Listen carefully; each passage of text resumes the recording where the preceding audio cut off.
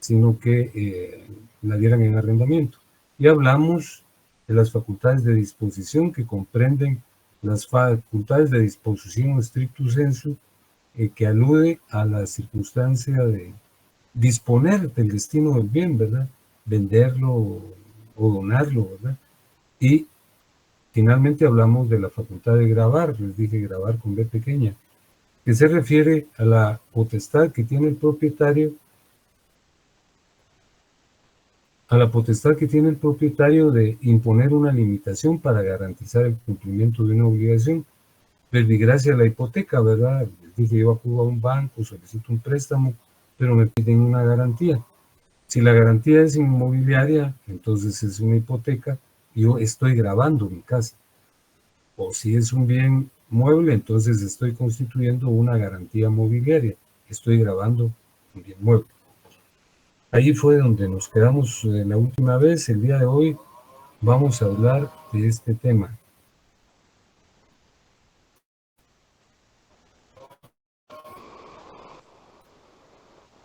Que ya lo tienen en la pantalla, ¿verdad? Ya le... Muy bien. Vamos a hablar de la copropiedad. Fíjense que la palabra copropiedad, como ustedes pueden advertirlo, está conformada por dos elementos. Por el término propiedad, que ya dijimos que es la potestad que tiene una persona de gozar y disfrutar un bien, y por el prefijo co, que significa equipo, que significa conjunto. Entonces, cuando hablamos de copropiedad, estamos aludiendo que el dominio o propiedad se ejerce en equipo, en conjunto. Lo usual, lo común y lo corriente es que un bien tenga un propietario, pero no es tampoco fuera de lo común que un bien pertenezca a varias personas. Un solo bien puede corresponder a varios propietarios. Y cuando esto ocurre, cuando un bien le pertenece a varias personas, estamos hablando de copropiedad o condominio. La copropiedad se llama condominio. Fíjense que es muy circunscrito aludir a una colonia en donde hay varias casas, ¿verdad? Y viven varias personas. Y alguien dice, yo vivo en tal condominio, que puede tener, como lo vamos a ver, matices de condominio, pero el condominio se refiere a ejercer la propiedad conjunta sobre un bien inmueble o sobre un bien mueble, no solo sobre bienes inmuebles, ¿verdad? Un vehículo automotor puede pertenecer a 3 o a 4 personas y ellos serán copropietarios, serán condóminos. Hay condominio sobre bienes inmuebles o sobre bienes muebles. Repito entonces que la copropiedad existe cuando concurren varias personas ejerciendo el derecho de propiedad. Aquí les traslado una concepción, luego vamos a leer la del código, en el número 3, que es la de un profesor francés, Colin y Capitan, que dice que el derecho de propiedad de una cosa puede corresponder a la vez a varias personas sin que exista división material de la cosa. A esto vamos a aludir en un minuto. En la copropiedad no hay un fraccionamiento físico, como se los voy a señalar. Fíjense que aquí les presento una imagen con los elementos de la copropiedad, partiendo de la concepción que yo ya señalé. ¿Cuándo hay copropiedad? Cuando un bien pertenece a varias personas, un solo bien. Por ejemplo, un papá, un padre de familia, de manera cuidadosa y meticulosa y previsora, otorga su testamento y decide que un edificio que él tiene se lo va a trasladar al morir a sus 3 hijos, ¿verdad? Y en efecto el señor fallece, se tramita el sucesorio testamentario y le asignan la propiedad a los 3 hijos. Esa es copropiedad. En la copropiedad se advierten 3 elementos que son los que aparecen acá. En la pantalla aparece un edificio que fue el que les transmitió el papá a los hijos. El papá ya no existe y los hijos son 3. el hijo A, el hijo B y el hijo C. Ellos son copropietarios. Eso anótenlo, por favor. A los copropietarios también se les llama condueños o condóminos o propietarios de mano común. Les pido que lo anoten porque no lo consigné aquí en esta referencia. Los elementos subjetivos de la copropiedad son las personas que participan en ella. En este caso, repito el ejemplo, el papá falleció, había otorgado testamento y designó herederos de este edificio que aparece allí en la gráfica a sus 3 hijos, a su hijo A, a su hijo B y a su hijo C.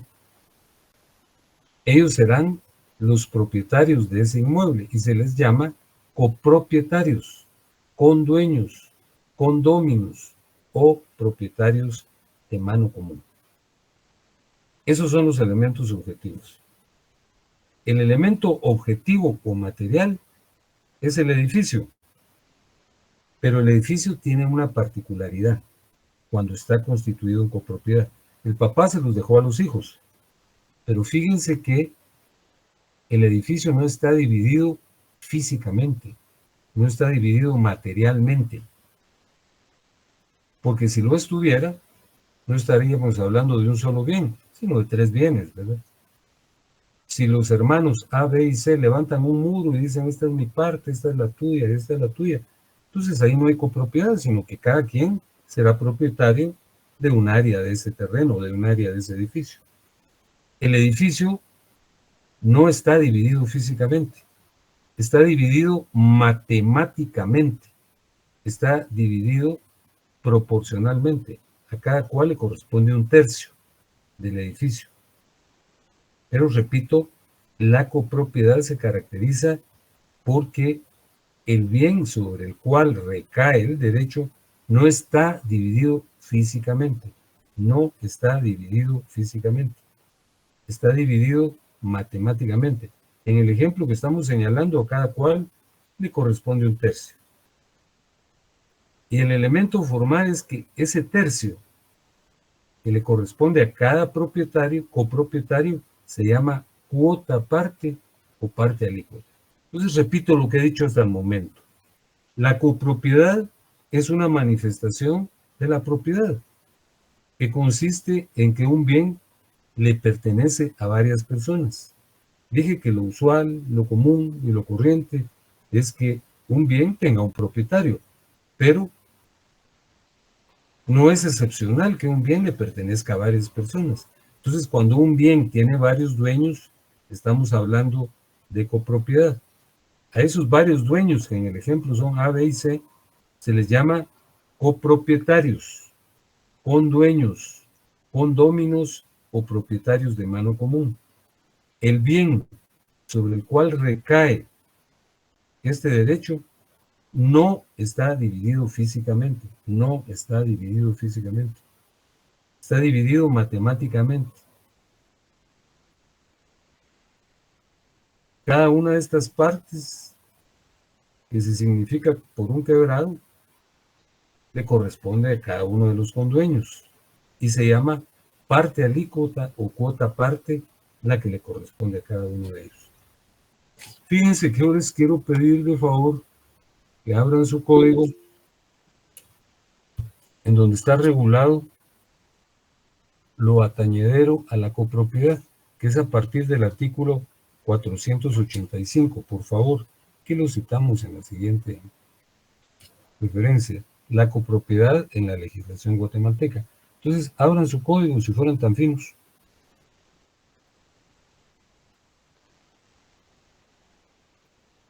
Ya tienen a la vista el artículo 485.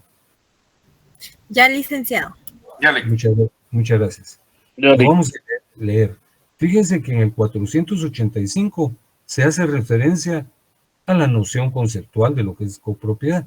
El 485 formula una pregunta: ¿cuándo hay copropiedad? Entonces, en el contexto del artículo está la respuesta.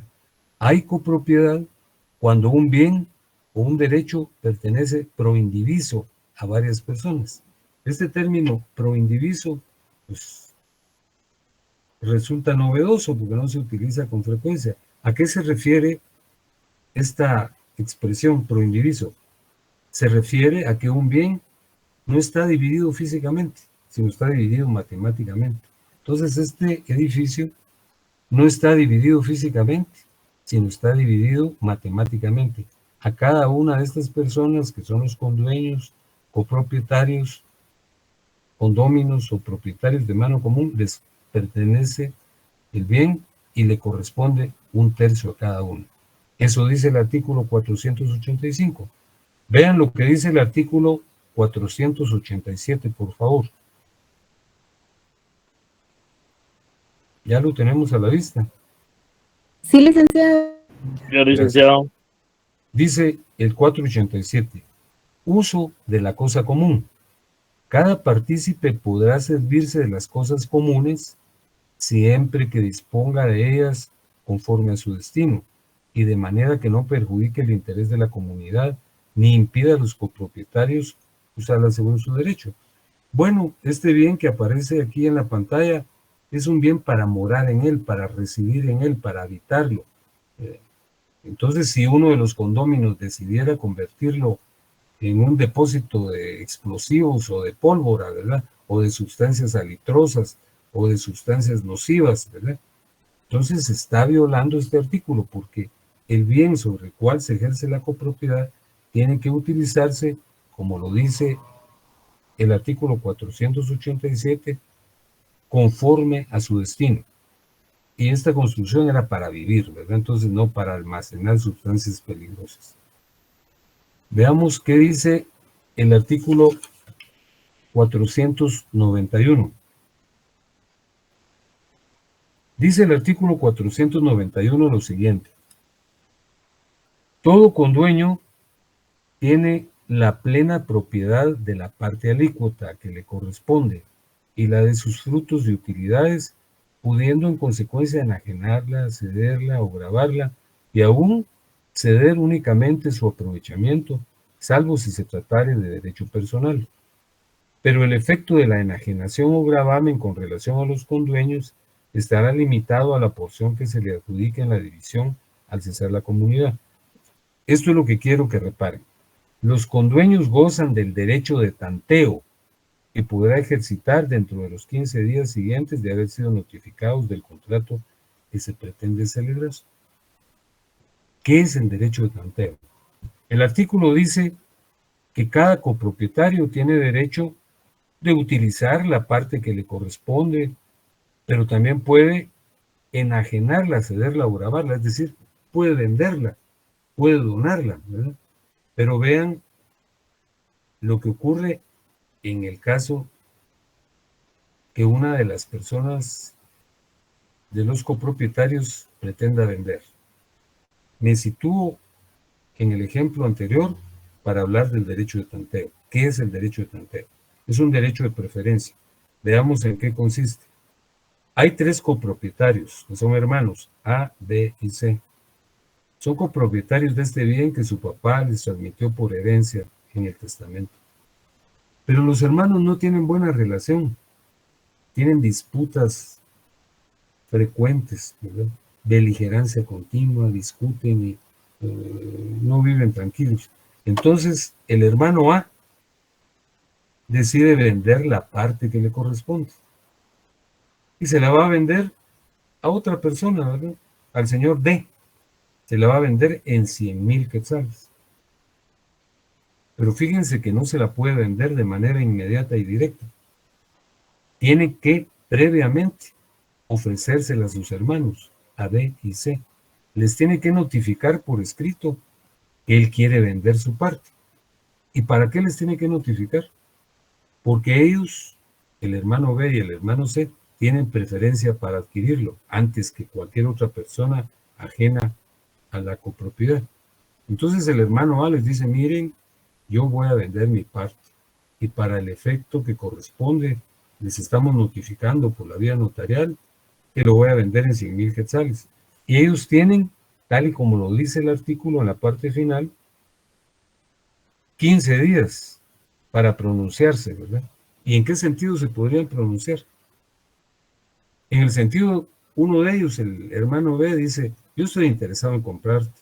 Entonces le tiene que vender preferentemente a él, por la cantidad que se la iba a vender al señor D, y el señor D queda fuera, ¿verdad? O podrían ser que los dos hermanos B y C dijeran, te lo vamos a comprar entre los dos, cada quien va a poner 50,000 quetzales y le dan los 100,000 quetzales. Entonces el derecho de tanteo es un derecho de preferencia y corresponde a los copropietarios. ¿Y en qué consiste? En adquirir preferentemente una de las cuotas que se pretende vender. En este caso, repito, el copropietario A pretendía vender la parte que le correspondía al señor D en 100,000 quetzales, pero de manera previa, porque así lo establece la ley. Dice, los condueños gozan del derecho de tanteo, que podrán ejercitar dentro de los 15 días siguientes de haber sido notificados del contrato que se pretende celebrar. Ese es el derecho de tanteo. ¿Está entendido esto? Sí, buenas tardes. Sí. Gusto saludarlo. Una duda. En ese sentido, en ese orden de ideas que usted plantea, vamos a pensar en un supuesto de que dos hermanos no tienen la plata para comprarlo y el otro, pues, por la emergencia que tiene, quiere venderlo en 100,000 y tiene un cliente. Pero los hermanos dicen, yo quisiera, no tengo, pero no estoy de acuerdo en que venda, porque aquí vivimos o aquí esto mi hermano no quiere tampoco que lo vendamos. Ahí ellos perderían la capacidad de poder reclamar y el hermano puede venderlo de todas maneras una vez vencido el plazo, o se tomará en cuenta la voluntad de los dos hermanos. Gracias, Luis. No, en efecto, la disposición legal determina que ellos tienen 15 días. Si no tienen el dinero, pues no lo comprarán, ¿verdad? Y si ellos no se manifiestan en ese lapso, entonces el hermano A puede venderlo, ¿verdad? Quizá por razones emotivas y razones sentimentales puede decir, bueno, los voy a esperar un poco más, pero no ocurre así, ni debe ocurrir así. La aplicación de la ley de manera radical y objetiva impone que les notifique, y ahí les está dando la oportunidad de que ellos adquieran el tercio que a él le corresponde. Pero ellos no tienen el dinero, entonces el otro puede venderlo. Y ya les concedió el derecho de preferencia que ellos no están ejercitando. Así es. Gracias. ¿Estamos? No, a usted muchas gracias por su pregunta. Bueno, fíjense que la copropiedad puede concluir en cualquier momento. No están obligados los copropietarios a mantenerse en ese régimen, tal y como lo regula el artículo 493. Véanlo, por favor.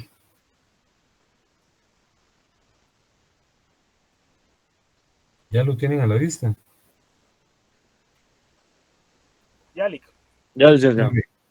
Dice el artículo Sí, 4, licenciado. 493. Pacto de indivisión. Será válido el pacto de conservar la cosa indivisa por tiempo determinado, que no exceda de 3 años, plazo que podrá prorrogarse por nueva convención. Fíjense que, imaginémonos, bueno, les cuento un caso real, ¿verdad? Fíjense que un señor falleció en efecto, ¿verdad? Y había designado sus herederos a sus hijos A, B y C, ¿verdad?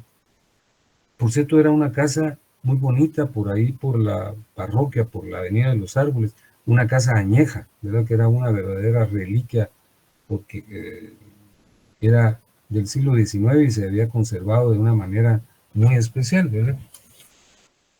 Entonces, bueno, los herederos consideraron que cada quien quería una parte de la casa, ¿verdad? Un tercio para cada uno, como se había dispuesto en el testamento. Pero uno de ellos les tocó la conciencia y les dijo, miren, mantengamos la casa sin dividir durante un tiempo. Tenemos tantas sensaciones emotivas aquí crecimos en esta pila tan hermosa, nos bañábamos, era una pila, era un piletón de aquellos del siglo XIX. Aquí está la biblioteca de la casa, ¿verdad? Este jardín tan hermoso. Entonces decidieron mantenerla 3 años sin dividir.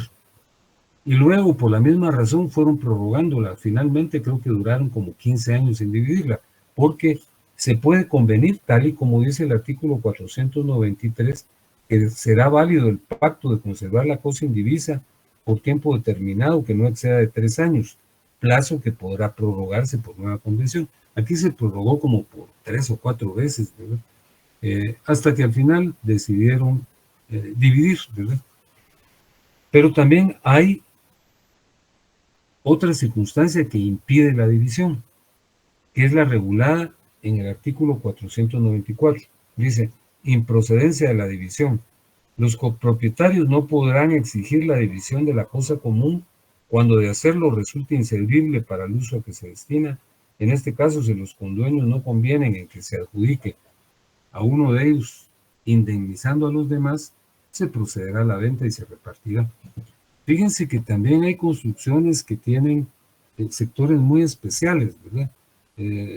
Por ejemplo, había un edificio, ¿verdad? Que era de apartamentos, también creo que de 2 propietarios, en donde habían unas escaleras de caracol, ¿verdad?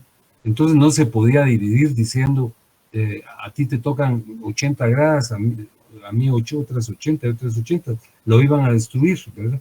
Entonces mantuvieron la indivisión, por lo menos de ese sector de la propiedad. Y cuando no se puede dividir, entonces, si uno de los copropietarios está interesado, la adquiere. Y si no, la venden. Y el precio es el que se divide en las partes que corresponden. Y finalmente, les señalo cuándo cesa la copropiedad. Está regulado en el artículo 503.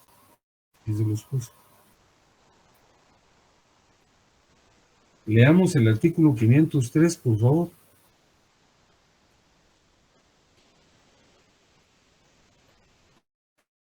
¿Ya lo tienen a la vista? Sí, licenciado. Bueno, dice, cesa la copropiedad.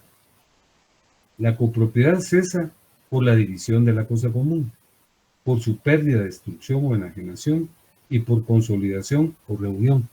Esa es una pregunta de seguro de examen o de cuestionario, ¿verdad? Aquí está el esquema. ¿Cuándo concluye la copropiedad? Por la división de la cosa común. Los hermanos no llegan a ningún acuerdo ni se involucran en el sentimiento de mantener la casa unificada y cada quien levanta un muro y están separadas ya las partes correspondientes, se envía al registro de la propiedad lo relativo a la división y cada sector es identificado con un número. Entonces ahí se terminó la copropiedad. Cada quien tiene su parte ya dividida físicamente. La segunda circunstancia por la cual concluye la copropiedad es por la destrucción o enajenación del bien, ¿verdad? Imaginémonos que ocurre un suceso como el que les relataba el día martes, ¿verdad? Como el que pasó en la zona 6, que se abrió la tierra y se tragó varias casas. Y dentro de ella iba esto. Entonces, si ya no hay bien, entonces ya no hay copropiedad. Ahí concluyó la copropiedad también. Y finalmente, la copropiedad concluye por consolidación, por reunión de todas las cuotas en un solo copropietario. Imaginémonos que el copropietario C le compra su tercera parte a su hermano A y le compra su tercera parte al hermano B. Entonces, ya no hay copropiedad, sino que hay un solo copropietario, que es el copropietario C. Entonces, repito lo que dice el artículo 503. La copropiedad cesa por división de la cosa común. La fraccionaron, levantaron sus muros y se dividieron e hicieron las inscripciones pertinentes en el registro de la propiedad y se terminó la copropiedad. Por que se destruya, no les digo por un terremoto, porque el terremoto puede botar la construcción, pero el suelo permanece, ¿verdad? Sino por una cuestión más radical y terrible, como que sería la apertura de un agujero como es que pasó en la zona 6, y ahí se destruye el bien, ¿verdad? Y entonces ya no hay bien, ya no hay copropiedad. Y luego, porque uno de los copropietarios adquiere las cuotas, partes o partes alícuotas que corresponden a los demás. Fíjense que hay dos clases de copropiedad, que es el número 7. Hay dos clases de copropiedad. La copropiedad forzosa y la copropiedad voluntaria. La copropiedad voluntaria es de la que ya hablamos, ¿verdad? Que está regulada en el artículo 493. Ahí después de 492 y 493. Está regulado en el artículo 493, que lo leo de nuevo, dice, pacto de indivisión. Será válido el pacto de conservar la cosa indivisa por tiempo determinado que no exceda de 3 años, plazo que podrá prorrogarse por nueva convención. Es decir, ahí voluntariamente mantuvieron la copropiedad, pero también hay una copropiedad forzosa que se concreta en dos figuras, en la medianería y la propiedad horizontal. Vamos a hablar de la medianería porque no refleja mayor complejidad. Ahora la propiedad horizontal es un poco más amplia y la estaremos tratando el día martes, que ya tendré el gusto de saludarlos personalmente. Miremos qué es la medianería. Está regulada en el artículo 505.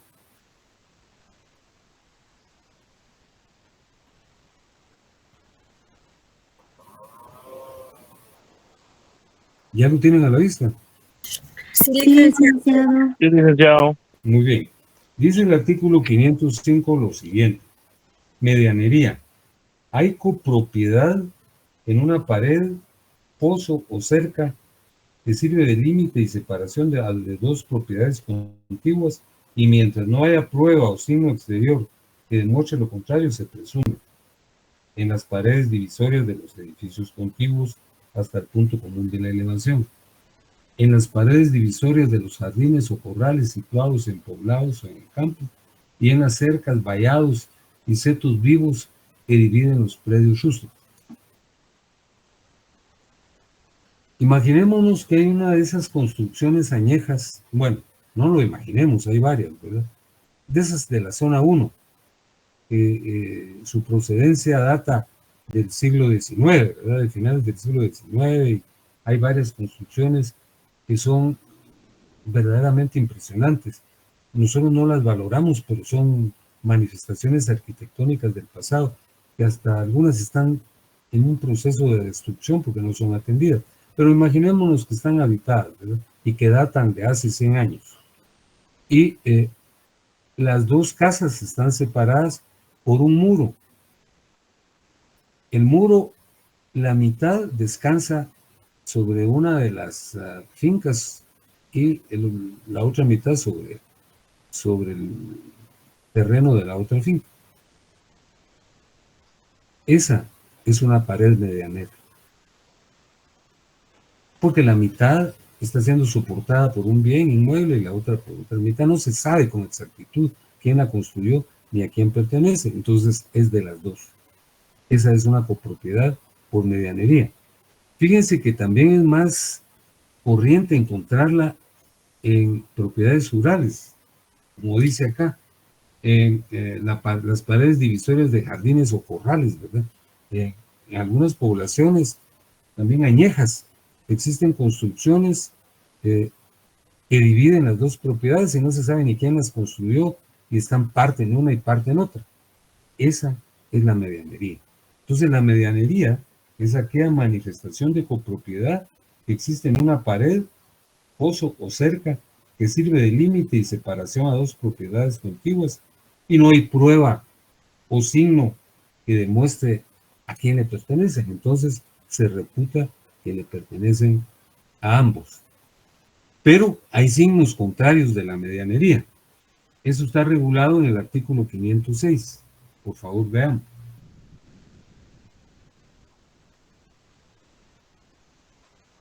¿Ya lo tienen a la vista? Sí, licenciado. Ya le. Bueno, el 506 dice signo contrario a la medianería. Hay signo contrario a la medianería. Primero, cuando hay ventanas o huecos abiertos en las paredes divisorias de los edificios. Segundo, cuando conocidamente toda la pared, vallado o seto están construidos sobre el terreno de una de las fincas y no por mitad entre uno y otro de las dos contiguas.